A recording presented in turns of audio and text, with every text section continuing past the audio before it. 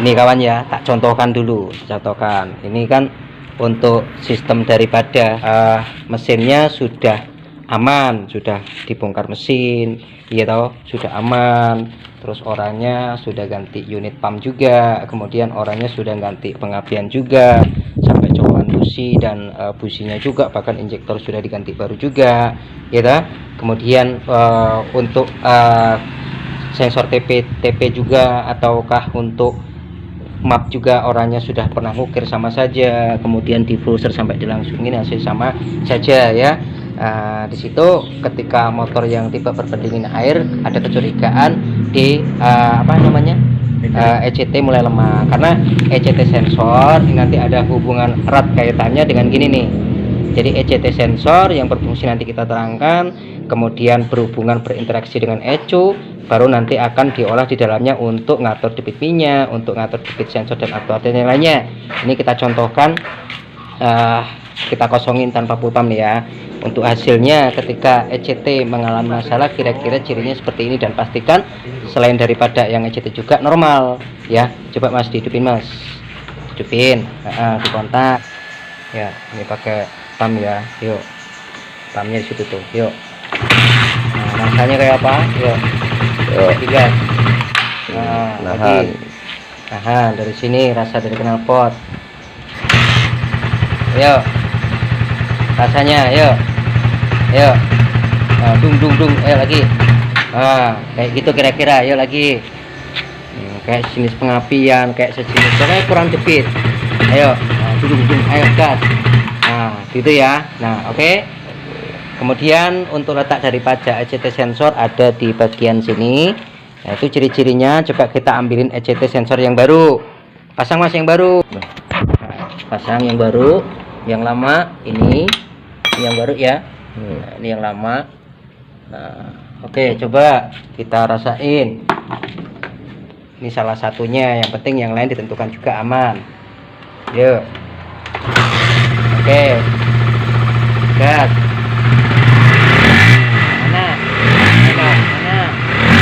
Mana lagi. Oke, wes kata nih. Oke, sampai orangnya juga ganti ECU baru ya mas. Mana ECU-nya yang baru? Ini speedometer kan mati tuh lampu milnya, maka kita cari info dulu dari sini, dari luar. Sampai orangnya beli ECU yang baru juga nih. Padahal permasalahan ada di ECT sensor. Tapi nggak apa-apa, untuk sebuah pengalaman ya. Karena guru yang paling berharga adalah sebuah pengalaman. Jadi ada hal baiknya diperiksa ini. Oke, untuk videonya ada di video sebelah. Jangan di skip biar tidak salah paham. Silakan disimak. Oke mas, ini kita mau ngukur hambatan sensor ECT ya. Engine coolant temperatur. Engine coolant temperatur. Nah ini kan motornya banyak masalah ya, khususnya di sistem pendinginnya. Lampunya merahnya nongol terus, padahal sudah dibongkar mesin dan segala macam, wis beres kabeh ya. Ceritanya seperti itu. Nah ini kita mau ngukur sensor ECT. Sensor ECT nya ada di sebelah sini. Oh lupa, ini motor Honda CB 150R yang versi lama, yang OLD, yang lampu depannya masih manual tuh, belum LED. ECT sensor ada di sini. Untuk ECT sensor kabelnya ada 3, hampir mirip dengan mobil ya. Jadi 3 itu nanti ada plus minnya dan pembacaan indikator yang langsung ke speedometer. Tak bukanya dulu. ECT sensornya ada di dekat radiator ini, di atas sini. Kabelnya ada 3 ya. Oke, kita lepas dulu untuk ECT ini. Oke, untuk sensor ECT nya bentuknya seperti ini ya. Kalau kita lepas, faktor kerusakan sensor ECT itu banyak faktor. Memang satu dari usia, kedua dari perawatan coolant ya, karena di dalam sini ada benda elektronik dan segala macam yang bikin si sensor ini mengalami titik kerusakan ya. Untuk tipenya dia tipe ECT sensor kakinya 3. Nah, kaki 3 kayak gini kawan. Tuh bisa dilihat, tipe 3 pin kaki. Nah Kita gambarkan ya. Tuh. Kita gambarnya dari yang tidak ada pin kunci. Nah, ini kan ada pin kunci. Yang pin kunci ini sejajar ya. Nah, tak gambarin. Bentuknya nyaris segitiga. Oke, seperti ini ya. Untuk kukunya, nah ini kayak gini. Kan ada ECT sensor yang memiliki 2 pin kabel.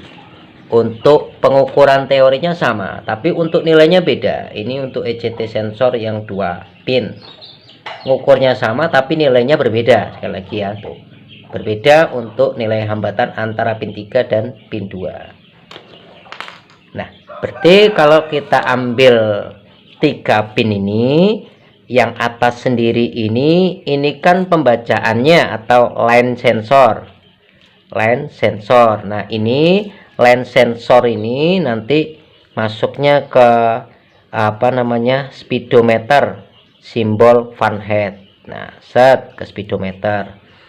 Nah, kalau yang pin berdampingan kanan kiri ini kiriman langsung dari ECU. Nah, ini langsung dari ECU. Plus minus kiriman yang dikirim dari ECU menuju ke ECT sensor ini sebesar 4 sampai 5 volt DC ya. Oke, jadi kita ngukurnya di mana ini untuk letak pin ECT sensor. Kita pengen lihat nilai hambatan, ini kita ambil aja di pin kanan kirinya ini. Ini untuk ngukur di bawah bisa dibolak-balik ya, bisa kanan, bisa kiri, bisa kanan. Nah, berarti yang kita ambil yang pinggir dengan pinggir, seperti ini dengan ini bisa dibolak-balik. Untuk skala pengukurannya menggunakan apa? Menggunakan tester skala 20 kilo ohm ya. Nah, kemudian syarat pengukurannya ini ECT sensor ini harus di kala dingin atau kisaran suhu sensor kalau kita pegang ini adem. Berarti kisaran dihitung itu kisaran plus minus 20 sampai 24 derajat Celcius. Jangan sampai ngukur ECT sensor dikala dia panas, dikala dia dingin. Dari motor masih panas sampai cepet langsung diukur, itu nggak jadi, nilainya nanti nggak akurat ya. Jadi dikala suhu 20 sampai 24 derajat Celcius ataupun ECT ini masih dingin. Nah, sifat dari ECT ini di dalamnya ada sejenis resistor.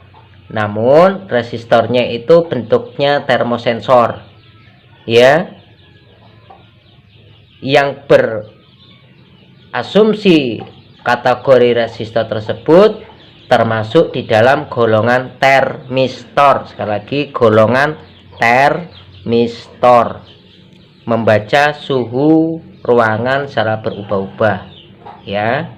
Oke, jadi yang kita ambil pin kanan dan pin kiri.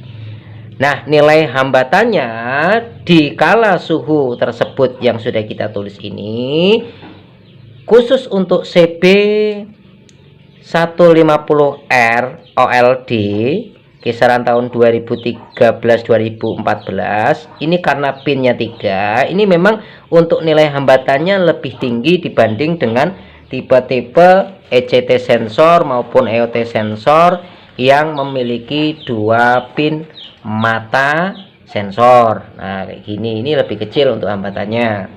Dengan niat apa sudah disetting oleh pabriknya, memang hambatannya besar. Nah, nilai rata-rata yang harus didapatkan ketika dalam pengukuran skala tester 20 kilo ohm dengan suhu plus minus kisaran suhu pengukuran 20 sampai 24 derajat Celcius, nilainya hambatan standarnya SOP-nya plus minus kisaran 12 sampai dengan 16 kilo ohm. Nah, kalau kita buat nilai ohm berarti kisaran 12.000 ohm sampai dengan 16.000 ohm. Nah, ini kalau kita buat ohm. Tapi karena nilai skala 20 kilo, harus kita dapatkan nilai minimum maksimum 12 sampai 16 kilo ohm. Ini nilai rata-rata. Ya, nilai toleransi yang harus Anda dapatkan dalam skala pengukuran. Beda dengan ECT sensor yang memiliki 2 pin kaki, itu paling rata-rata besarnya 1, sampai 2, sekian kilo ohm, ya, lebih rendah untuk resistansinya. Bisa dipahami ya dari sini. Oke, dari sini bisa dipahami. Tuh. Oke, sudah kita tulis. Dibalik-balik aja nanti.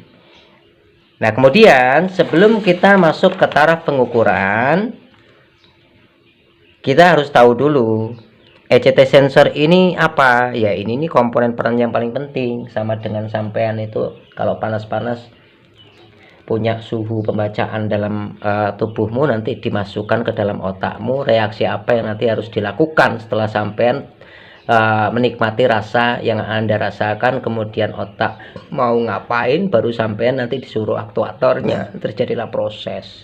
Kayak saya mau ngerokok ini, kenapa saya harus ngerokok gitu, kira-kira seperti itu. Ini bayangan yang sederhana aja. Berarti kan ketika saya melihat rokok ini, keadaannya otak saya berinisiatif, oh ini gini, terus saya otak akan menyuruh ke anggota tubuh termasuk daripada motorik, sensorik itu ngambil rokok, dan otak akan menyuruh lagi untuk ngorekin, dan otak akan menyuruh lagi untuk menghisap suatu keberadaan tersebut ya. Nah, berarti ini adalah salah satu komponen yang vital yang memberikan andil besar pada performa kendaraan. Bisa dipahami ya. Nanti hubungannya dengan ECU, hubungannya nanti dengan debit bahan bakar minyak ya, dan komponen-komponen sensor lain yang masih dipandu oleh ECU. Karena ECU, engine control unit, komputernya ada di situ semua, CPU-nya, ECM, engine control module, kan gitu kira-kira. Nah, dia akan membaca perubahan suhu atau temperatur pada mesin lewat coolant-nya. Maka gunakanlah coolant sesuai standar. Jangan air sumur, jangan segala macam. Nah, pada sisi lain juga untuk teori kerja sensor tersebut, pada saat terjadi perubahan suhu, perubahan air ya, maka temperatur akan bersinggungan dengan salah satu bagian resistornya, bagian termistornya. Nah, di dalamnya ada termistor. Singgungan ini nanti dia akan mengakibatkan adanya perubahan resistansi, dan akhirnya nanti kan dia akan merubah potensial menjadi data yang nanti dikirim ke ECU. Proses inilah nanti yang ECU berhak selanjutnya harus ngapain-ngapain sudah berhak dari ECU. Yang penting tugas dia sudah selesai ngirim data, datanya benar atau salah yang penting sudah dikirim ya. Maka nilai hambatan itu nanti akan mempengaruhi nilai tegangan, nilai hambatan akan mempengaruhi nilai kemampuan pembacaan ECU dan sebagainya. Maka dalam satuan listrik itu watt, ampere, hambatan, tegangan itu tidak bisa dipisahkan ya. Oke. Dan ada kalanya untuk efek yang tadi kita bahas, pasti dia akan mengalami titik penurunan, titik lemah, bahkan mengalami titik rusak. Biasanya akan berisiko besar dari performa mesin nggak nyaman, mesin panas mati, BBM terasa boros. Kenapa? Ya, ECU akan memerintahkan nilai yang banyak karena si sensor ini pembacaan sudah ngawur. Nah, keluar asap hitam pekat boros dari knalpot ya kan, mesin gampang panas mati, kipas nggak aktif ya, banyak lagi komponen-komponen dibilang overhead itu ya. Kalau dibiarkan juga akan berakibat dampak fatal ke ECU, akan mengalami error bahkan mati ya. Paham ya? Wes, sekarang kita lakukan pengukuran. Nah, jadi kita ambil untuk pengukurannya kanan dan kiri. Ini bisa dibolak-balik kalau dites di bawah maupun kiri kanan. Ya, kita ambil yang bawah ini, yang bagian sejajarnya, jangan yang atasnya ya. Tuh. Oke, jadi pahami. Kalau dilihat dari pin pengunci, yang bawah sejajar. Oke, kita ambil datanya. Untuk nilainya berapa? Nah, ini nilainya plus minus 12 sampai 16 kilo ohm dalam suhu 20 sampai 24 derajat Celcius, berarti dingin. Nah, ini kita colok gini aja lah wes. Langsung pakai tester ya boleh, tester analog digital ya silakan, yang penting sama bisa baca. Merek apa saja silahkan. Nah gini ya, tuh bisa dipahami untuk bentuknya seperti ini, untuk pola peletakannya bisa dibolak-balik. Intinya nanti nilai yang kita dapatkan minimal dan maksimal plus minus 12 sampai 16 kilo ohm, dimanakah angka rata-rata dia. Nah, oke. Nah, tuh kabel tester buat panjang karena kadang kalau media di motor kan medianya panjang-panjang biar enak. Ini yang warna oranye tak buat plus. Ini bisa dibolak-balik ya untuk kabel testermu. Intinya pengambilan yang bawah, yang plus bisa kanan, yang plus bisa kiri, terserah, netral. Kita taruh di kanan kiri aja tuh. Nah udah ya, oke. Oh iya, sebelum ini dikalibrasi dulu nilainya bagaimana. Oke, sudah kalibrasi ya nilainya. Oke, nah kita masukin. Nilainya harus mendapatkan nilai rata-rata yang kita bahas ini plus minus 12 sampai 16 kilo ohm. Di bawah itu berarti hambatan resistasi sudah rendah ya. Tuh. Bisa dilihat untuk nilai hambatannya hanya ketemu di angka 1,36 kilo ohm. Sekali lagi 1,36 kilo ohm. Semakin kecil nilai hambatan, maka arus listrik yang mengalir akan semakin besar. Semakin besarnya arus listrik yang mengalir itu nanti akan mempengaruhi tingkat kerja ECU. Maka terjadilah proses yang tadi kita bahas ya, untuk nilai negatifnya. Semakin besar nilai hambatan, maka ampere arus listrik yang dialirkan akan semakin kecil sesuai dengan permintaan si ECU, sesuai dengan perubahan suhu. Nah berarti ini enggak rekomendasi ya. Nah, pokoknya paling rendah 12, paling tinggi 16 itu nilai rata-rata ya. Mau 12, mau 13, mau 15, mau 16 koma terserah, yang penting nilai rata-rata. Tapi ini kenyataannya nilai ini di bawah 12, 1,36 kilo ohm. Nah berarti enggak rekomendasi ya. Oke, terus kita ambil ECT sensor yang baru. Nah, yang baru. Oke.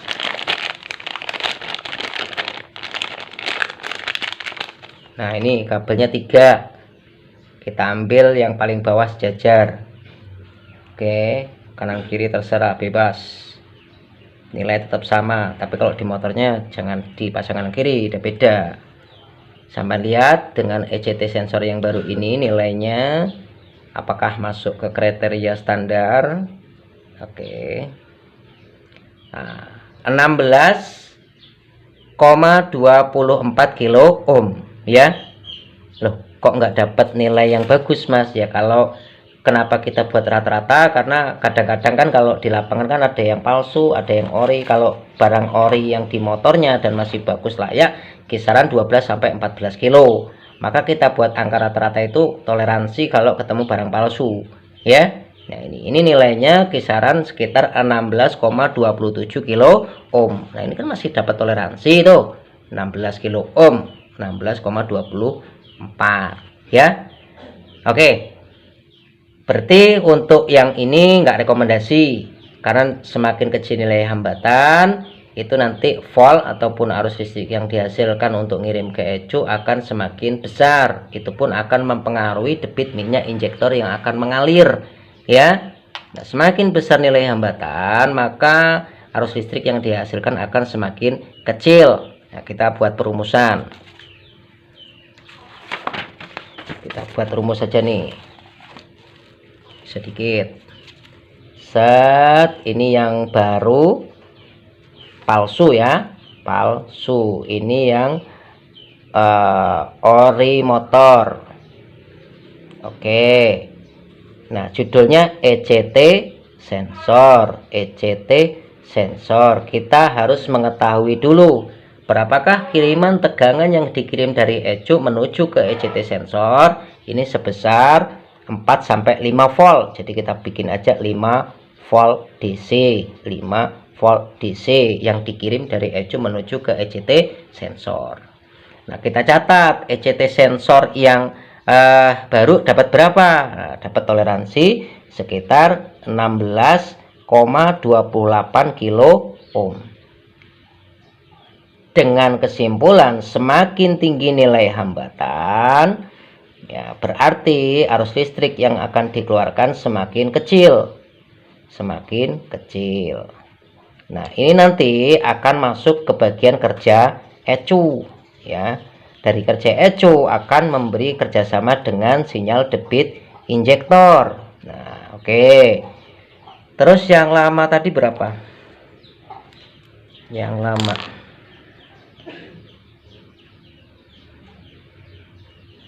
Yang lama.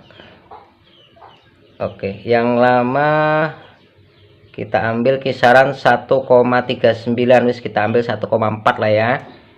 1,4 kilo ohm. Ini baru palsu. Nah, ini 1,4 kilo ohm. Oke. Nah, standarnya itu berapa? Nah, plus minus 12 sampai 16, sekian kilo ohm. Kalau barang ori biasanya tembus 14. Nah, oke ya. Nah, ini masih toleransi pendapatan toh, tapi kalau ini kan hasilnya minus ya, atau gagal kerja. Nah, sekarang kita gambarkan dengan hasil seperti ini, berarti semakin kecil nilai hambatan, berarti kemungkinan besar nanti arus yang akan dikeluarkan akan semakin besar. Kalau semakin besar berarti kerja ECU akan semakin berat. Kalau semakin berat berarti kerja ECU akan menambah nilai debit BBM, terjadilah alhasil boros dan segala macamnya. Nah, kalau kita rumuskan berarti ini rumusnya kita ambil segitiga. Oke, set.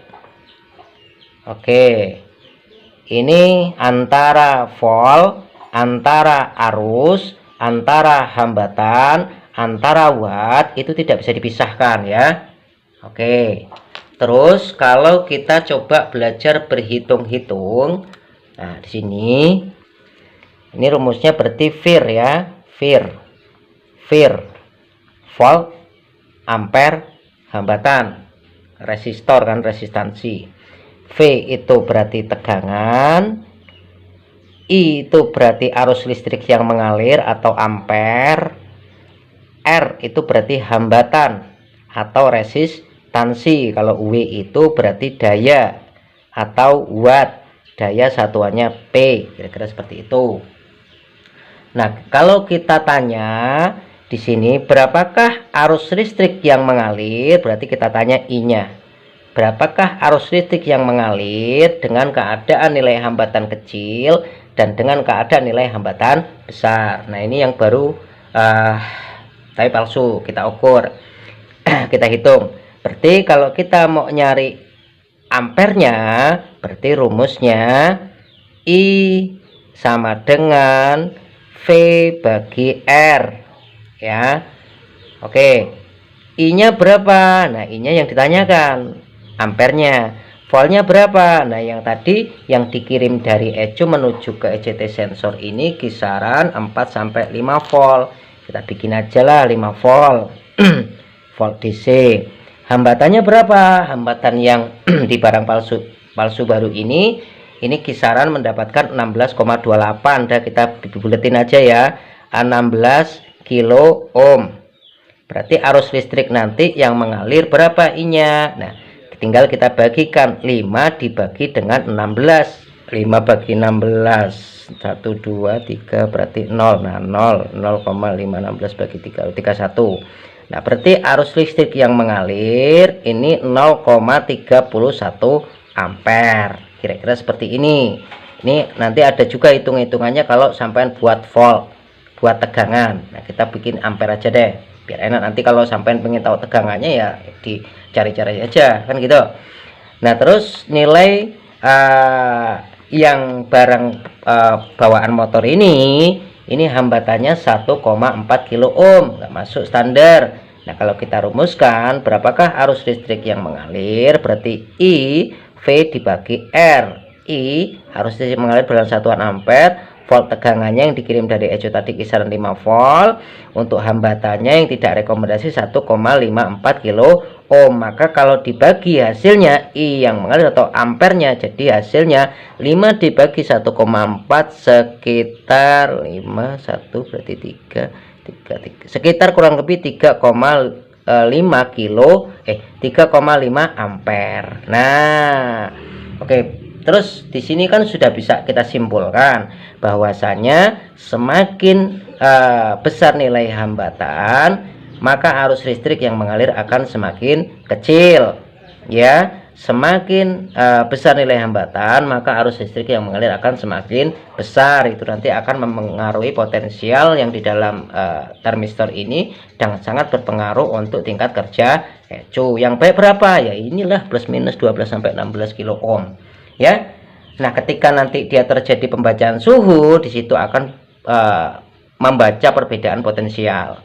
Yuk kita ambil gelas saja nih, gelas kita kasih air panas ya, dan gelas kita kasih air dingin. Oke, coba kita lihat hasilnya. Oke, ini dari yang baru dulu ya, yang baru dulu kita masukin. Oke, skala tetap yang tadi, kita ambil bawah, bisa dibolak-balik. Nah, nggak kelihatan ya sini nih. Tuh.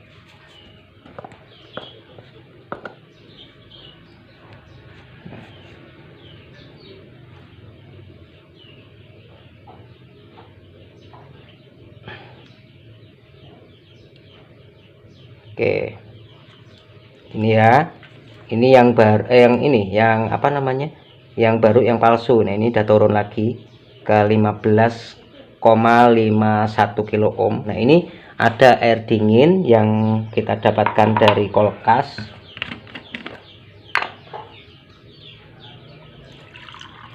Dingin. Oke.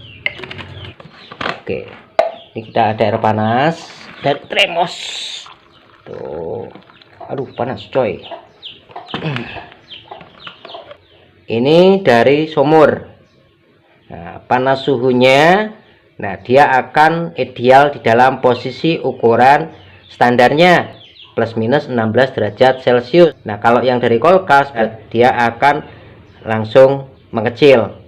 Maka kalau asal-asalan air radiator, kalau sampai ada di kutub utara, air radiator beku. Nah, karena coolant itu sudah didesain ya, untuk menghindari titik beku air. Nah, oke, bisa dipahami. Oke, ini kita kembalikan di dalam posisinya, kita kasih apa panas dulu.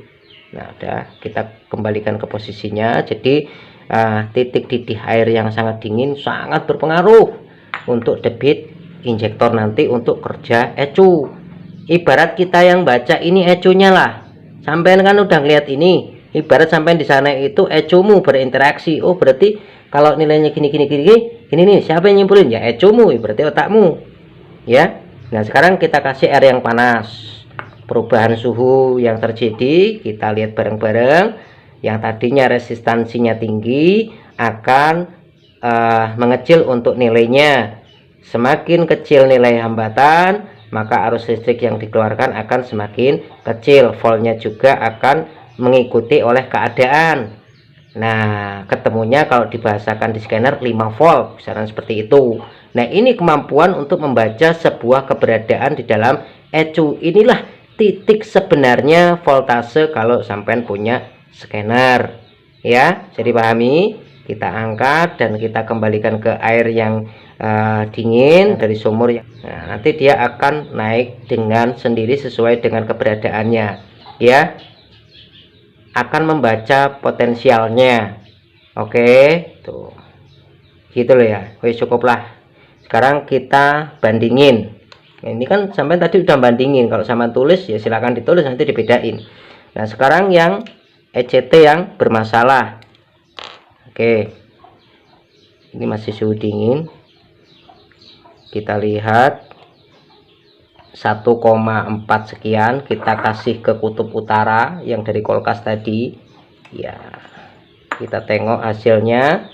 Dia akan mendarat ke dalam posisinya bagaimana. Oke, kita lihat. Oke, malah dia ngawur. Logikanya kalau sampean dingin itu pakai selimut, terus tidur. Sama ini tadi, dingin ya dia tidur, enggak malah dia main. Nah ini semakin dingin dia main, ya kan kurang kerjaan. Berarti pembacaan ecu pun nanti akan ngawur. Wes, dari kutub utara karena dia ngawur, kita kembali lagi ke Indonesia yang enggak ada saljunya. Oke, kembalilah dia dalam posisi hidupmu tole. Oke, kisaran di angka yang nanti akan tertera di hitungan awal. Nah terus sekarang kalau kita lakukan hidup mesin pembacaan bulan panas, dia akan mengecilkan nilai hambatan. Sedangkan nilai hambatan paling kecil ketika dia panas itu kisaran 3 sampai 4 kilo ohm. Nah, kenyataannya ini nilainya 0,6 kilo ohm. Nah, berarti kalau sampai hitung-hitung ya, hitung aja tadi kayak gini. Kira-kira ampere yang mengalir berapa?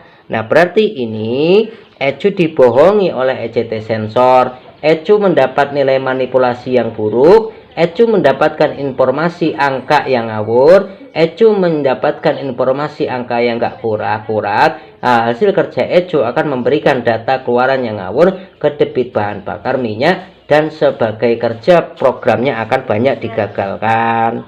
Ya, balik nih ning Indonesia sing gak enek kutupe.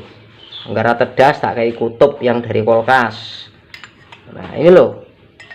Itu loh. Oke ya. Gitu saja, mudah-mudahan sampai bisa memahami. Intinya kalau sampai ngukur ECT sensor yang tipe 3 kabel ini, ambil yang paling dasar bawah sejajar dengan kunci ini, kanan kiri boleh, skalanya 20 kilo ohm terserah sampai mau tester apa saja, merek apa saja, digital mau analog, yang penting sampai bisa baca. Nilai kisaran yang kita dapatkan plus minus 12 sampai 16 kilo ohm.